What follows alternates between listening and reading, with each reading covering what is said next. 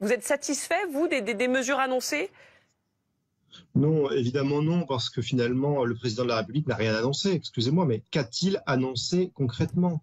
À part quelques slogans, à part quelques mesurettes qui ont été annoncées, il y a eu aussi beaucoup de recyclage. Il n'y a eu rien de concret. Les Français, demain, en se réveillant, vont se dire qu'est-ce qui va changer pour moi concrètement dans Mais mon alors, quotidien? je vais vous en donner quelques-unes si vous le permettez. Alors, notamment pour l'école. Et je vais commencer par celle-ci parce que c'est une mesure que vous défendiez, vous, en décembre dernier.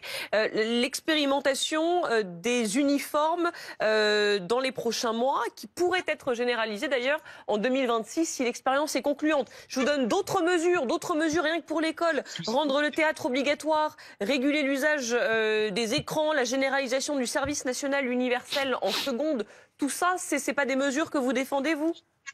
Non, mais sur la tenue, excusez-moi, sur la tenue unique, hein, pas l'uniforme, oui, effectivement, nous le défendions. Nous l'avions d'ailleurs fait de manière concrète, hein, en proposant une proposition de loi à l'Assemblée nationale que le gouvernement et la majorité présidentielle ont rejeté d'un bloc.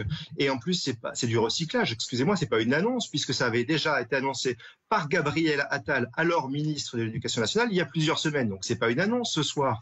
Il faut être dans le concret.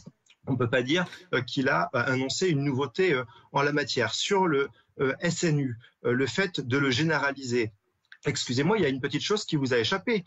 OK, il a annoncé qu'il allait le généraliser. Ça avait là aussi déjà été annoncé. Il a dit qu'il allait généraliser le SNU tel qu'il était aujourd'hui. Et donc, pas le rendre obligatoire. Ça aussi, il faut le dire, il faut le souligner.